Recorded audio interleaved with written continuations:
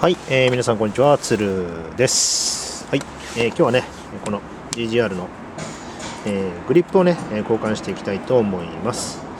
まあこれもね、買って、変えたばっかりなんだけど、安物でね、ちょっとね、ロングツーリングとかね、1日ツーリングで出ちゃうと、もう手がね、痛くなっちゃうんですよ。なんで、ちょっとね、今回はこちら。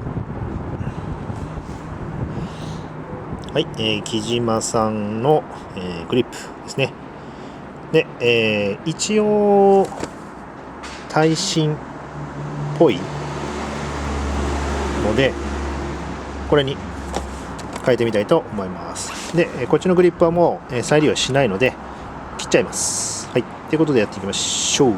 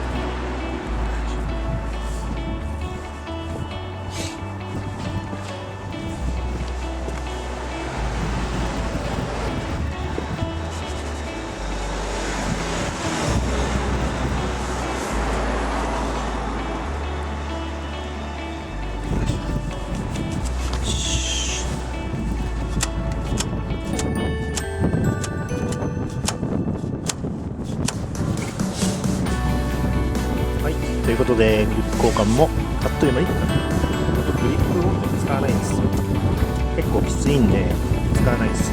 ただクラッチ側の方はちょっと後で使うかもしれません。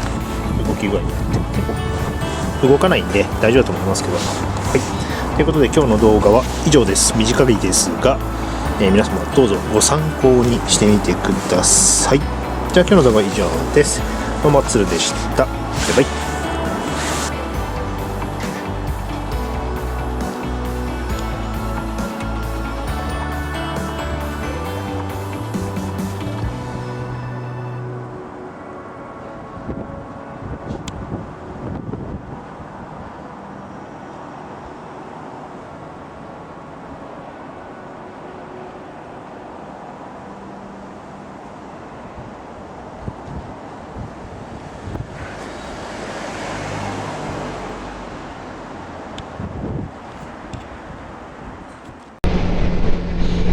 はい、どうもつるです。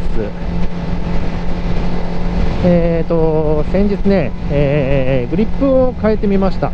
木島さんの、ちょっとゲルが入ったやつかな。ちょっとね、なんか前円じゃなくてちょっとなんかボコッとした感じのやつです。はい。で、手のひらのあたりにね、ちょうどボコッとしたやつが当たるんで、もうグッと握らなくてもちょっとグッと押すだけでこうね、こうできるんですよ。なんで、長距離の時とかはね、楽かなと思いまして、ゲル入ってるっていうのと、こういった形状だったっていうので選んだわけですけれども、一番はね安いからっていうのもあったんだけどね、ちょっとこれに変えてみて、今ね試乗という形で出てきてるんだけども、前のグリップに比べたらねだいぶ手の痛さっていうのがなくなったような気がします。やっぱね安いものだけども、これも買ったやつも安いものだけども、ペラペラのものはねやっぱりね痛いよ。鉄板反動してもね手に体重かかっちゃうんで、それ考えたらねやっぱね痛いのは嫌なんで、長距離のね、ロングツーリングとかね、嫌なんで、変えてみて正解だったかなというふうに思います。はい。ということでね、一旦ねカラーリングは別として、黒にグレー、なんだろうな、あんまり好きじゃない感じじゃないんだけど、派手派手よりはいいかなと思うんで、ちょっとねこのグリップにしてみました。はい。こちらの方もね、概要欄の方にリンク貼っておきますので、もしよろしければ見てみてください。チャンネル登録、グッドボタン、Twitter、Instagram の方、本当にカミカミだね。寒いから朝早いから。なんだチャンネル登録、グッドボタン、Twitter、Instagram のフォローもよろしくお願いいたします。じゃあね、バイバイつるでした。ブンブンブンブンブンブン。絶好調。